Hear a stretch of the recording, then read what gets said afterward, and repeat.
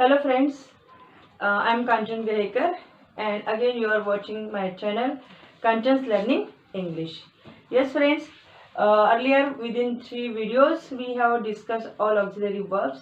Now we are going to compare them. आपण त्यांच्यामध्ये comparison पाहणार आहे की कॅन, कुड, मे, माइट हे वापरत असताना कुठला डिफरन्स याच्यामध्ये असतो की आपण एखाद्या वाक्यात कॅनच का वापरायचं, कुडच का वापरायचं हे आपण या ठिकाणी सांगण्याचा प्रयत्न करणार आहे. पहा आता कॅन जसं की आपण शिकलेलो आहे, कॅन काय दर्शवते, ॲबिलिटी दर्शवते. ॲबिलिटी म्हणजे योग्यता. हां, कॅन ॲबिलिटी दर्शवते आणि कुठली ॲबिलिटी, मेंटल आणि फिजिकल. म्हणजे मेंटली आपण किती स्ट्रॉंग आहे किंवा फिजिकली आपण किती स्ट्रॉंग आहे सांगत असताना आपण कॅनचा उपयोग करू शकतो. For example I will say that I can pull the table. Physical ability दर्शवते, बरोबर आहे की मी टेबलला ओढू शकते किंवा ढकलू शकते. सॉरी, पुश म्हणजे ढकलू शकते होणार आहे, पुल म्हणजे ओढणे, बरोबर आहे. तर मी टेबलला ओढू शकते. बरं, दिवाळीची कामं आपण केली आहेत. तर आपण दिवाळीची कामं करत असताना कॉट हलवावं लागतो, आपल्याला अलमारी हलवावं लागते किंवा मग शोकेस हलवावं लागतो. तर आपण काय म्हणणार, I can pull the table means I am enough strong. तेवढी मी स्ट्रॉंग आहे की मी टेबल हलवू शकते. I can solve this sum. I can solve this sum. एखादं गणित असेल आणि ते सांगताना आपण म्हणणार की मी हे सम सॉल्व करू शकते. I can solve this sum. तर it shows my mental ability. हे काय दर्शवते, माझी मेंटल ॲबिलिटी दर्शवते. आपण जेव्हा कॅनचा यूज करणार means we are enough confident. आपल्याला माहिती आहे की आपण हे करू शकतो. आणि मग शकणे हा जो सेन्स आहे तो जेव्हा येत असतो प्रेझेंट टेन्समध्ये तेव्हा आपण वापरतो कॅन. परमिशनसाठी सुद्धा कॅन वापरलं जातं. परमिशन देण्यासाठी, to take or to give means to take permission or to give permission. Permission घेण्यासाठी किंवा परमिशन देण्यासाठी सुद्धा आपण कॅनचा वापर करतो. पहा, कॅन आय गो नाऊ. एखादं काम, एखादी मीटिंग संपली असेल तर आपण म्हणणार की can I go now. Permission मागतोय आपण. You can speak now. पहा, परमिशन दिल्या जात आहे. You can speak now means it's your turn. Now all are over. समजा पार्टिसिपेंट्स असतील, कॉम्पिटिशन असेल, बाकीचे सगळं झालंय किंवा मग तुमची टर्न आहे, आता तुम्ही बोलू शकता. You can speak now. Permission, giving permission. पहिल्या ह्याच्यामध्ये कॅन आय गो नाऊ आपण परमिशन मागितली आहे. दुसऱ्या ह्याच्यामध्ये you can speak now permission दिली आहे, राईट, परवानगी दिली आहे. आता पहा, मेचं जेव्हा आपण यूज करणार, मे सुद्धा परमिशन देण्यासाठी किंवा घेण्यासाठी वापरला जातो. तर मे आय गो नाऊ हे it will be more polite. जर आपण कॅन आणि यू मेला जर आपण काउंट केलं, या दोघांना जर आपण कन्सिडर केलं तर मे विल बी मोर पोलाइट. बघा, क्लासरूममध्ये एंटर करत असताना आपण टीचरला अतिशय पोलाइटली विचारतो, may I come in please. May I come in please. मी आज येऊ का कृपया करून. ओके, तर may I go now it would be more polite than can I go now. Okay, you can park your car here. Now look at these two sentences. ह्या दोन सेंटेन्सला बघा की you can park your car here.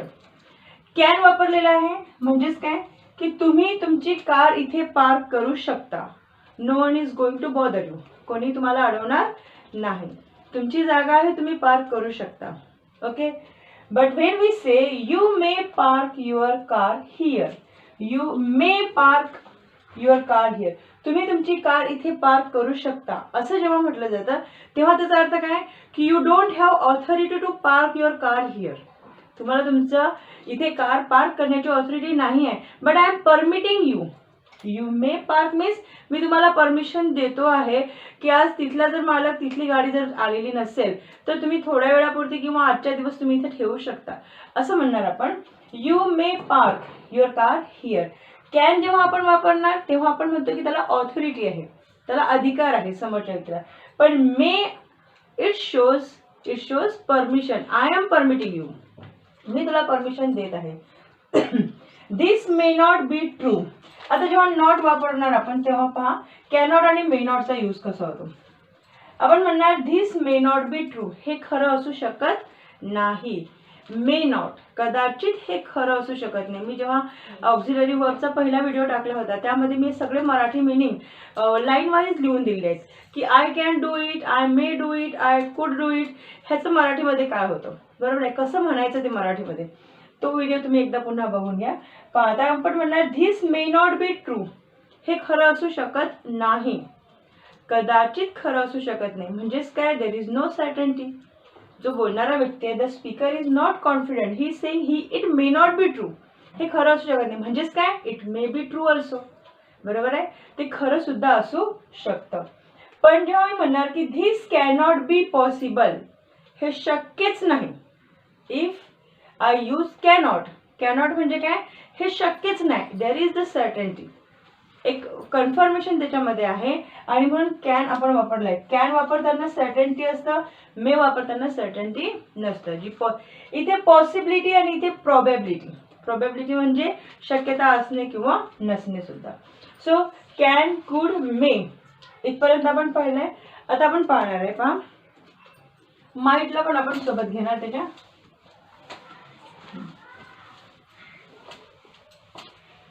Okay, पहा आता आपण माइटला सोबत घेणार आहे. आपण तिघांना सोबत कम्पेअर करणार, कॅन, मे आणि माइट. आता मी 3 सेंटेन्स लिहिणार, लक्षात घ्या. When I say that I can speak English, I can speak English. I'll say that I may speak English. I may speak English. And the last I'll say that I might speak English. See, all the sentences are same. As you know की करता कुठलाही असला, personal pronoun मधला कुठलाही करता असला तरी त्याच्या समोर आपले जे ऑक्झिलरी वर्ब आहेत, मॉडल ऑक्झिलरी आहेत, त्यांचे स्वरूप बदलत नाहीत. ते जसेच्या तसे राहतात. इथे मी आय कॅन स्पीक म्हणा की वी कॅन स्पीक म्हणू की दे कॅन स्पीक म्हणू, कॅनचं कॅनच राहणार. आता डिफरन्स पहा काय आहे याच्यामध्ये तिघांमध्ये. मी जेव्हा म्हणणार की I can speak English, certain आहे, कॉन्फिडंट आहे. इथे सर्टन्टी आहे. Here is the certainty. I can speak English, मी बोलू शकते, मी इंग्रजी बोलू शकते. मला कॉन्फिडन्स आहे की मी इंग्रजी बोलू शकते. आय मे स्पीक इंग्लिश, आता त्याच्यापेक्षा कमी, less possible. Can is possible, can shows possibility. ह्याने काय दर्शवले आपल्याला, possibility. Okay, now may is less possible, less possible comparing to can, comparing to can. आता मी म्हणणार आय मे स्पीक इंग्लिश, मी काय म्हणणार, I am not that much sure, मी स्वतःबद्दल तेवढी खात्रीशीर नाही आहे, मला नाही खात्री वाटत. मी म्हणून म्हणणार आहे की मला कदाचित इंग्लिश बोलता येतं, कदाचित मी इंग्लिश बोलू शकते. तर हा लेस पॉसिबिलिटीचा या ठिकाणी सेन्स येणार. आणि मग आता राहिलाय माइट. जर मी म्हणणार की आय माइट स्पीक इंग्लिश, तर याला म्हणतात list possible, list possible.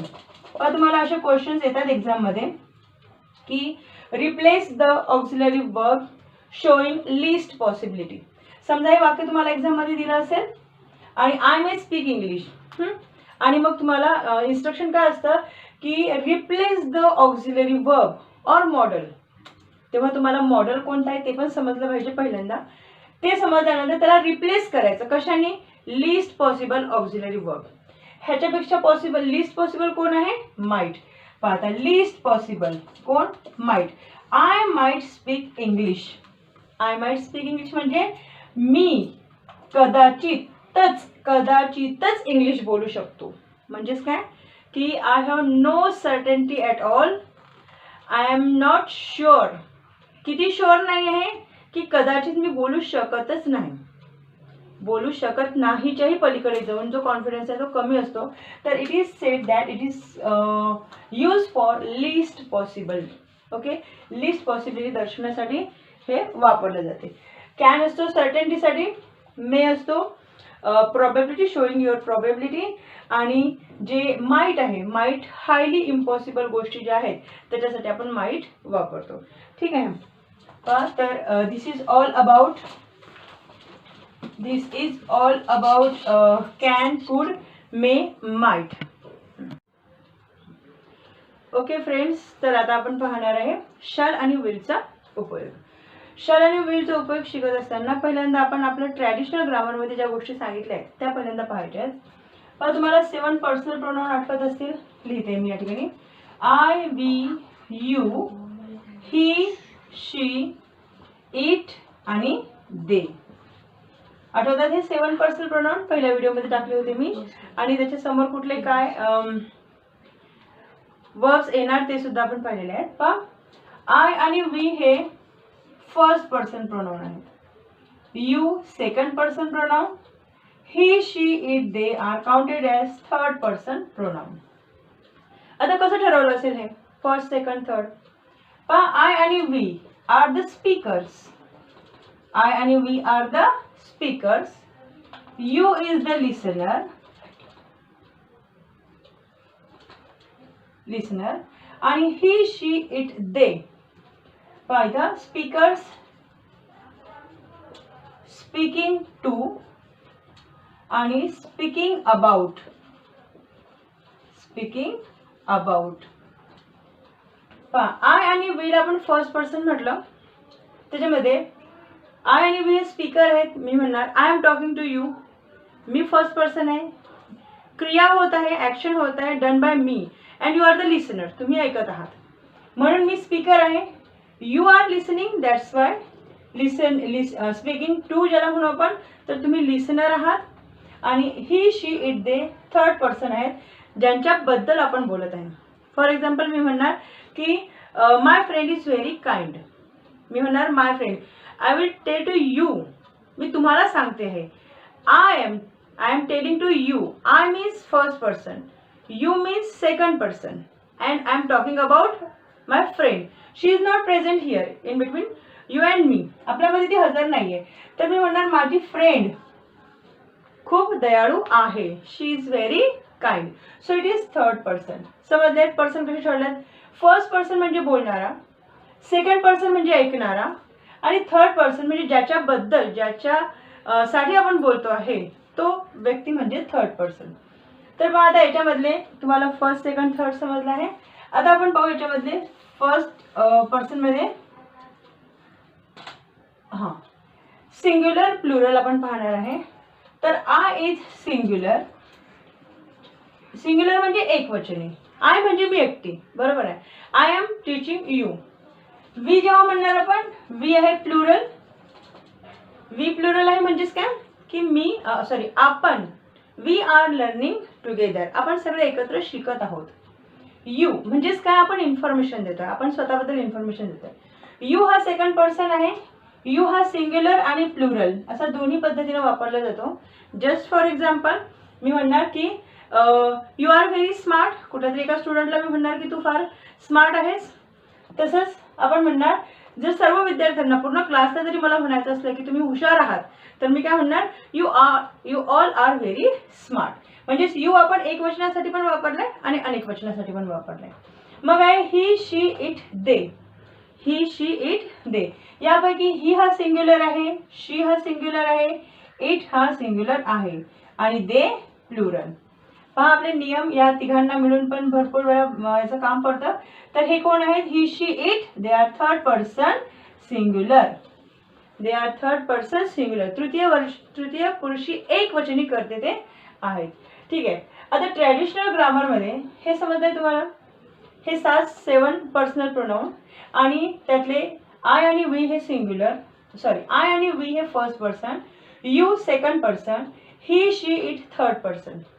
I singular, we plural, you singular आणि plural both, he, she, it singular आणि दे प्लुरल.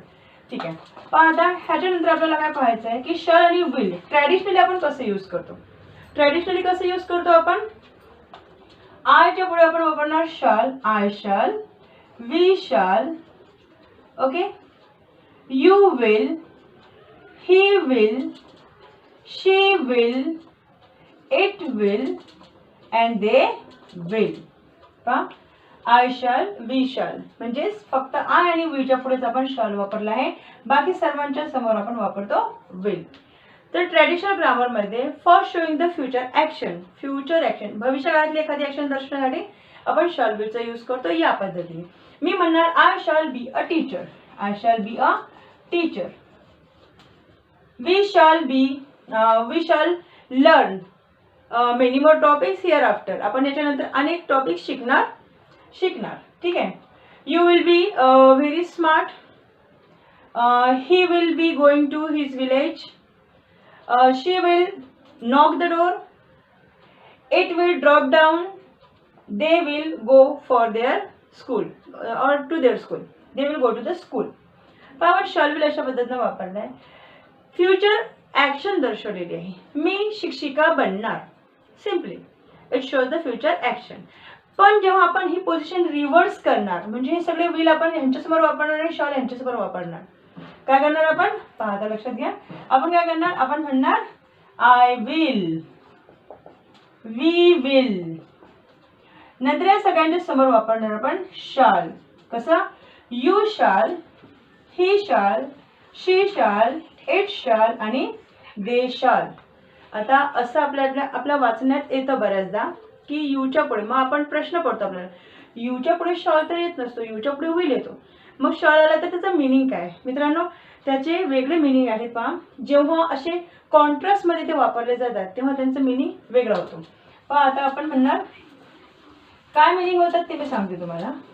4 प्रकारचे मिनिंग दिलेले आहेत. त्याच्यामध्ये आहे एक आहे डिटर्मिनेशन. डिटर्मिनेशन. नंतर आहे थ्रेट. त्याच्यानंतर आहे वॉर्निंग आणि नंतर आहे प्रॉमिस. ओके. डिटर्मिनेशन म्हणजे निर्धार. थ्रेट म्हणजे धमकी. बरोबर. वॉर्निंग म्हणजेच धोक्याची सूचना. धोक्याची सूचना. आणि प्रॉमिस म्हणजे काय प्रॉमिस म्हणजे काय प्रॉमिस म्हणजे काय हां yes it's a promise. Promise म्हणजे वचन. वादा करना मतलब वचन. आणि डिटर्मिनेशन म्हणजे होते निर्धार. आता बघा आपण याच्याशी वाक्य पाहणार आहोत. कसं बघा I will be a teacher. When I say that I will be a teacher. पण मी रिव्हर्समध्ये वापरलं आहे. I shall be a teacher नाही म्हटलं मी जेव्हा म्हणणार की I shall be a teacher तेव्हा त्याचा एक फ्युचर टेन्स असणार. फक्त फ्युचर ॲक्शन दर्शवली जाणार की मी शिक्षिका बनणार. But when I say that I will be a teacher this will shows determination. हा विल काय दाखवेल डिटर्मिनेशन निर्धार की मला शिक्षिकाच बनायचं आहे. दुसऱ्या कुठल्या प्रोफेशनमध्ये मी जाणार नाही. And I will do everything possible, everything best for being a teacher. I will be a teacher. नंतर जेव्हा मी म्हणणार की I will beat you. I will beat you हे काय आहे वॉर्निंग. धोक्याची सूचना. I will beat you. I will see you. पाहून घेईन मी तुला. म्हणतो ना आपण असं आपण म्हणतो की तुला मी पाहून घेईन. पाहून घ्यायचा अर्थ काय असतो धमकी असते त्याच्यामध्ये. थ्रेट. त्याच्यामध्ये असते थ्रेट. ओके. त्याच्यानंतर पहा अजून काय राहिलं एक आपला promise. I will keep my word. I will keep my word. मी माझा शब्द पाळणार. काय याच्यामध्ये प्रॉमिस. याच्यामध्ये काय आहे promise. I will keep my word. पहा जेव्हा आपण शच्या ऐवजी विल वापरला आहे तेव्हा याचा मिनिंग या पद्धतीने झालेला आहे वेगवेगळा. एक नॉर्मली आपल्याला डिटर्मिनेशन माहिती असतं पण हेही मिनिंग त्याच्यामध्ये वॉर्निंग आहे थ्रेट आहे प्रॉमिस आहे हे मिनिंग त्याच्यामध्ये असतात. पहा आता रिव्हर्स करून जेव्हा आपण यूच्या पुढे सुद्धा आपण हे वापरणार सेकंड पर्सन आणि थर्ड पर्सनच्या पुढे काय वापरणार आपण शॉल. सेकंड पर्सन आणि थर्ड पर्सनच्या समोर आपण वापरणार शाल. काय म्हणणार आपण पहा ही शाल स्कोर गुड मार्क्स. बरोबर आहे ना. समजा मुलांनी चांगले मार्क्स मिळवले नसतील वडील रागवत असतील तर मम्मी काय करणार on behalf of the child. Mummy काय करणार she is always being there for the children. काय करणार ती प्रॉमिस करणार त्याच्या वतीनं की ओके. तर आपण काय म्हणत होतो की ही शाल स्कोर गुड मार्क्स. म्हणजे वडील रागवत असतील तर त्याच्या वतीने मम्मी प्रॉमिस करतं की ही शाल स्कोर गुड मार्क्स. ह्याच्यानंतर तो चांगले मार्क्स मिळवणार. काय आहे त्याच्यामध्ये प्रॉमिस आहे. शी शाल पास हर एक्झाम.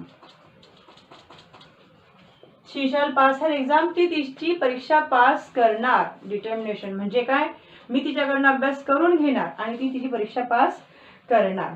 ओके, नंतर बघा आहे whosoever. whosoever म्हणजे काय होते, जो कोणीही, ज्याने कोणीही. whosoever broke the glass shall be punished. shall be punished. ज्याने कोणी ग्लास तोडला असेल त्याला पनिशमेंट होईल. स्वतःहून समोर या, म्हणजेच काय, you admit your guilt, you admit your offence. नाही तर त्याला जेव्हा तो पकडला जाणार तेव्हा त्याला पनिशमेंट होईल. काय, वॉर्निंग. It's a warning. पहिले दोन वाक्य आपण प्रॉमिसचे पाहिलेत पहा. नंतर आहे आता शाल नॉट. इथे प्रोहिबिशनचं वाक्य येणार आहे पहा. मी म्हणणार की ही शाल नॉट. हे जे प्रोहिबिशनचे वाक्य आहे ते सेकंड आणि थर्ड पर्सन साठीच वापरले जातात. He shall not leave the class before time. वेळेआधी त्यांनी क्लास सोडू नये. पहा मुलं, कॉलेजची मुलं क्लास बंक करतात. छोट्या मुलांना क्लास बंक करणं समजत नाही, ते 11:30ला शाळेत गेले की 5:30 वाजता येतात. पण आता ऑनलाईन स्कूल सुरू असल्यामुळे ही एक मुभा म्हणा, काय म्हणू शकता तुम्ही, त्यांना मिळालेली आहे. काय होतं की 4 तास स्कूल असतं, 3 तास स्कूल असतं, त्या टायमिंगमध्ये पोरांना ऑब्व्हियसली शिकावं लागतं आणि नंतर पॅरेंट्स मोबाईल देत नाहीत. बरोबर आहे, त्यांच्या हातात देत नाही आणि मग मोबाईल हातात मिळत नाही हे पाहून मुलं काय करतात, इट्स अन ऑब्झर्वेशन असं आहे की मुलं त्या टायमिंगमध्ये क्लास लिव्ह करून ऑनलाईन गेम खेळायला सुरुवात करतात मोबाईलवर आणि मग ते कुणाला लक्षात येईल, आपल्याला असं वाटतं मुलं क्लास करत आहेत. बरोबर आहे. मग हे अवॉइड करण्यासाठी आपण काय करू शकतो, इट्स अन ऑनेस्ट रिक्वेस्ट की ऑनेस्टली मुलांना आपण 10 मिनिटासाठी जर मोबाईल जर दिला की जर तो राहूच शकत नाही त्याशिवाय, तर 10 मिनिटांनी दिला तर तो खेळणार, ऑनेस्टली खेळणार. बट बाकीचा टाइम जो आहे तो त्याचा क्लास करणार. तर he shall not leave the class before time. Sorry, मी क्लास लिहिले पुन्हा, इथे लिहिणार आपण टाइम. वेळेच्या आधी, क्लास संपण्यापूर्वी त्यांनी क्लास लिव्ह करू नये. आणि मग छान एक गोंडस उदाहरण रिझन सगळेजण सांगतात की मिस नेटवर्क नव्हतं. बरोबर आहे ना, नेटवर्क अनस्टेबल होतं वगैरे. तर ही शॅल नॉट धमकी दिलेली आहे, थ्रेटनिंग वॉर्निंग दिलेली आहे. कोणी, टीचरनी मम्मीला सांगितलं आहे की त्यांनी क्लास लिव्ह करायचा नाही. Rather what she will do, she will remove him from the class. ती त्याला क्लासमधून रिमूव्ह करणार. ओके सर, नंतर आता पाहणार आपण पहा विल आणि वुड. विल आणि वुड मध्ये काय डिफरन्स आहे पहा. एक छोटासा डिफरन्स आहे जो की स्पोकन इंग्लिशच्या संदर्भात आहे. आपण म्हणणार will you please help me, will you please help me असा क्वेश्चन विचारणार. त्याऐवजी आपण जर विचारलं की would you please help me, would you please help me, तर याचा इम्पॅक्ट जास्त होणार विल यू प्लीज पेक्षा. म्हणजेच would is more polite than will, would is more polite than will. Same here like can आणि कुड. कुड जो आहे तो कॅन पेक्षा जास्त पोलाइट असतो. आपण can you do this for me असं म्हणण्यापेक्षा जर आपण म्हटलं की कुड you do this for me, तुम्ही हे माझ्यासाठी करू शकणार का, असं जेव्हा म्हणणार तर ऑब्व्हियसली समोरचा व्यक्ती तुम्हाला हो म्हणणार. त्यानंतर आहे पहा आता शुड आणि ऑट टू. शुड आणि ऑट टू आपण शिकलो आहोत, फक्त त्यातला एक स्लाइट डिफरन्स जस्ट रिमाइंड करून देते मी तुम्हाला. ओके, लास्ट 2 छोटे टॉपिक राहिले आहेत आपले, शुड आणि ऑट टू. ऑट टू. आता बघा हे दोन्ही आपण वापरतो कशासाठी, टू शो ड्युटी. त्याला आपण काय म्हणतो, ऑब्लिगेशन. त्याला आपण म्हणतो ऑब्लिगेशन. कर्तव्य एखादं आपलं दाखवण्यासाठी आपण शुड वापरतो.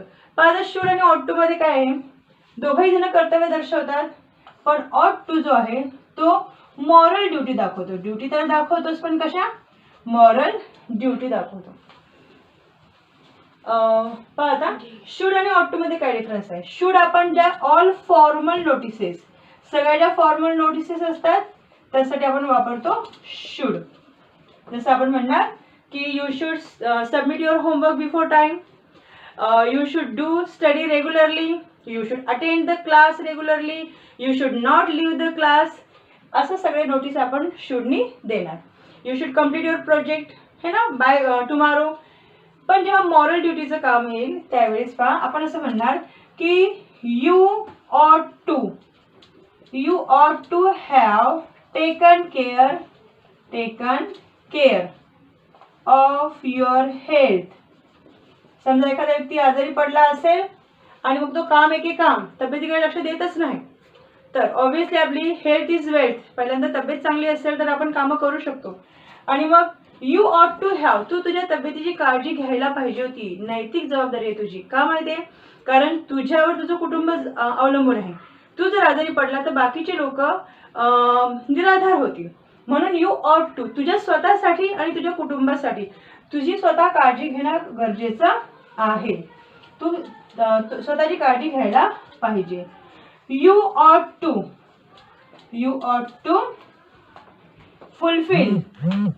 Fulfil your parents dreams. असं म्हणणार मी की तुम्ही तुमच्या आई वडिलांचे ड्रीम्स पूर्ण करायला पाहिजे. हे तुमचं नैतिक कर्तव्य आहे. का नैतिक कर्तव्य आहे? कारण ते तुम्हाला न मागता सर्व प्रकारच्या तुमच्या गरजा पूर्ण, ते त्यांचे ड्युटीज, त्यांचे ऑब्लिगेशन पूर्ण करत आहेत. What about you? तुमच्याबद्दल काय? तुम्ही काय करताय? In your student life you have just only the work of studies. अभ्यासाव्यतिरिक्त काही काम असतं का? मम्मी आयता स्वयंपाक बनवून देते, तुम्ही जेवणार, नाश्ता करणार, फार तर खेळायला जाणार, फार तर थोडंसं घर आवरायला मम्मी सांगू शकतं. बट रॅदर दॅन त्याच्या पलीकडे काय काम असतं? एकच काम असतं, खेळायचं आणि अभ्यास करायचा, टी व्ही बघायचा. So you ought to fulfil your parents dreams. तुम्ही सुद्धा तुमच्या एवढे तुमच्याकडनं जी अपेक्षा करतात त्या अपेक्षा पूर्ण करण्यासाठी तुम्ही सुद्धा प्रयत्न केले पाहिजेत. तर हा फरक आहे शुड आणि ऑट टू मध्ये. आता आपण शुड आणि हॅव टू, हॅज टू आणि हॅड टू ला बघणार. And this would be the last topic of this video. Should सोबत आपण बघणार हॅव टू, हॅज टू आणि हॅड टू. आपल्याला माहिती आहे हॅव, हॅज, हॅड. टू हॅवची क्रियापदे, हॅव हॅज प्रेझेंट टेन्स आणि हॅड पास्ट टेन्स. ओके. आता याचाच फरक बघा काय. दोघांनाही काम करावे लागते, करावे लागणे. एखादं काम करावे लागते, ड्युटी म्हणून. इथे काय काम करावे लागते, पण कसे करावे लागणे? काम करावे लागणे कसे? दुसऱ्याने सांगितले तेव्हा. कंपल्सरीली बाय अन ऑर्डर. आपण काय म्हणणार? बाय अन ऑर्डर. हे काम तुम्ही स्वतःहून लावून घेतलेलं आहे, हे काम तुम्हाला करावं लागते by external force. This you have decided for yourself. तुम्ही स्वतः डिसाईड केलेलं आहे की I should take care of my children, I should prepare food on time. मी वेळेवर जेवण तयार केलं पाहिजे माझ्या मुलांसाठी. हे मी स्वतः लावून घेतलेली कामं आहेत, माझी कर्तव्य आहेत. बट काय म्हणणार आपण? जर आपण दुसऱ्या कामात बिझी असणार तर आपण काय म्हणणार? No, I have to cook food before 8 o'clock. मला स्वयंपाक 8 वाजताच्या आधीच करावा लागतो. का? 8 वाजता जेवणाची वेळ आहे आणि जेवण वेळेवर मिळालं नाही तर आमच्या घरी मग भांडणं होतं किंवा मग आमच्या घरी राग येतो. असं आपण जे म्हणणार हॅव टू, हॅज टू आणि हॅड टू. तर have to, has to present टेन्समध्ये जाणार आणि हॅड टू पास्ट टेन्समध्ये. एखादं काम करावं लागलं असं म्हणायचं असेल तर आपण म्हणणार had to. I had to do this. मला हे करावं लागलं. पहा मी डिफरन्स लिहून दाखवते तुम्हाला. I should do this. मी हे काम करावे. म्हणजे काय? मी स्वतः ठरवते आहे की मी हे काम करावं म्हणून. मग मी म्हणणार I have to do this. याचा अर्थ काय होतो? की मला हे काम करावे लागते. म्हणजे काय? By force, by some external force. की माझी इच्छा असो का नसो मला हे काम करावं लागते. आले तुमचं डिफरन्स लक्षात? शुड आपण तेव्हा वापरणार जेव्हा आपण ते स्वतःहून लादून घेतो आपल्यावर ते काम. आणि हॅव टू, हॅज टू आणि हॅड टू तेव्हा म्हणणार आपण जेव्हा आपल्याला ते काम बाहेरच्या एक्सटर्नल फोर्सने आपल्याला ते करावं लागते. So this is all about auxiliary verbs. We have taken 4 videos for this. I hope you understood well. Okay, ठीक आहे. चला, थँक्यू व्हेरी मच. व्हिडिओ आवडला असेल, आय थिंक मला असं वाटतं क्लासमध्ये शिकल्यासारखंच तुम्हाला वाटत असेल. मला पण फार आनंद होतोय. तर माझा आनंद आणखी द्विगुणित करण्यासाठी तुम्ही व्हिडिओला लाईक करा, शेअर करा आणि शक्य तितकं जास्त सबस्क्राईब करा आणि करायला सांगा. Okay, thank you so much. Have a good time.